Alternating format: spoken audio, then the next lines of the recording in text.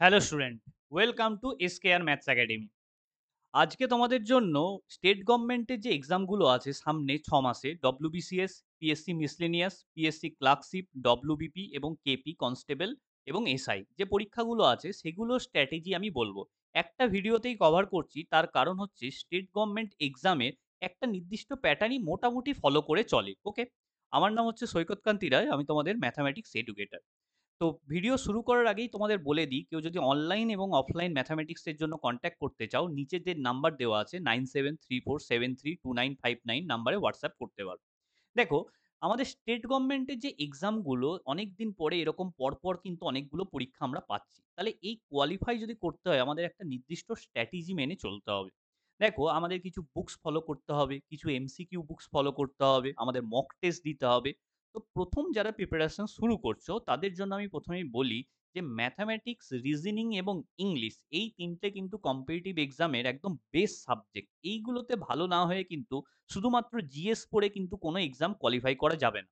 তাই প্রথম কাজ হচ্ছে ম্যাথামেটিক্স, রিজনিং এবং ইংলিশটাকে স্ট্রং করা। তাহলে কোন বই ফলো করব? ঠিক আছে? প্রথমে হচ্ছে তোমরা অনেকেই বলো যে পিডিএফ, নোটস, স্যার, ঠিক আছে? এইসবের আগে তোমাদেরকে কিন্তু ভালো করে বই পড়তে হবে। ঠিক আছে? বই যে পড়বে তার কিন্তু কনসেপ্ট ক্লিয়ার হবে। হ্যাঁ, এবার কোনো একটা স্যারের হেল্প নিতে হবে।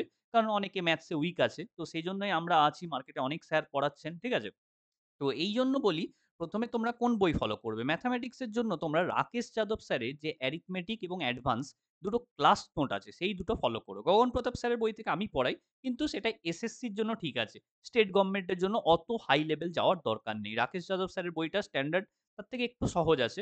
তো রাকেশ যাদব স্যারের অ্যারিথমেটিকটা অবশ্যই ১ম এ করতেই হবে, তারপরে অ্যাডভান্সটাও করতে হবে। অ্যাডভান্সটা তোমরা পরে শুরু করবে।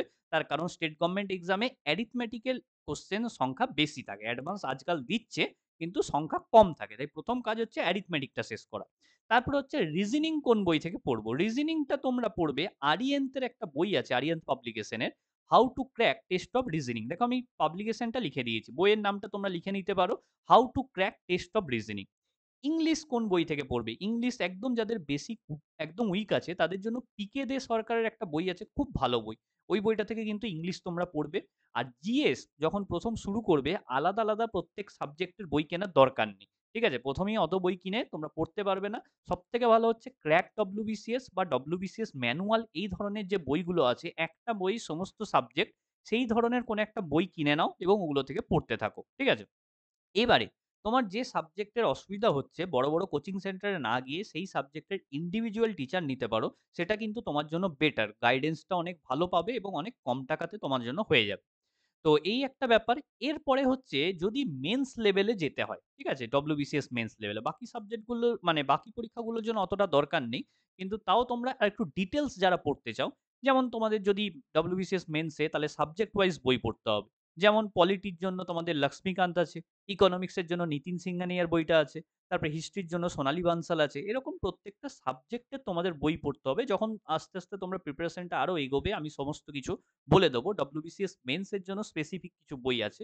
বাকি এক্সামগুলোর জন্য অতটা তোমরা ডিটেইলস না গেলেও পারো। যেমন সায়েন্সের জন্য যে বইটা হচ্ছে তোমার এনসাইক্লোপিডিয়া অফ জেনারেল সায়েন্স, আরিয়েন্ট পাবলিকেশনের। তো এই বইগুলো কিন্তু পড়তে হবে। না পড়লে কিন্তু ডব্লিউবিসিএস টা হবে না। বাকি তোমার পুলিশ বলো, ক্লার্কশিপ বলো, মিসেলেনিয়াস বলো, বাকি ওই আ তোমার ক্র্যাক ডব্লিউবিসিএস বা ডব্লিউবিসিএস ম্যানুয়াল পড়লে কিন্তু হয়ে যাবে। এরপরে আরেকটা জিনিস আসে, এগুলো তো আমাদের পড়া হলো, স্যারের কাছে গেলাম, ডাউট ক্লিয়ারিং হলো। কিন্তু আল্টিমেট পরীক্ষা তো নিজেকেই দিতে হবে। তার জন্য কিন্তু প্রচুর মক টেস্ট দিতে হবে। ১ম এ আমরা কি করব? Chapter wise mock test practice করব। চ্যাপ্টার ওয়াইজ মক কোথায় পাবো? ডব্লিউবিসিএস স্ক্যানার বইটা খুব ভালো। যেখানে তোমাদের ডব্লিউবিসিএস এর ২০ বছরের প্রিভিয়াস ইয়ার কোয়েশ্চেন পাবে প্রিলিমস এবং মেন্সে। তো ডব্লিউবিসিএস স্ক্যানার বইটা থেকে তোমরা চ্যাপ্টার ওয়াইজ পেয়ে যাবে। তারপরে হচ্ছে যদি তোমরা হচ্ছে যে আরো এক্সট্রা তোমরা এমসিকিউ করতে চাও, তাহলে কিন্তু তোমরা মার্কসম্যান বলে একটা বই আছে।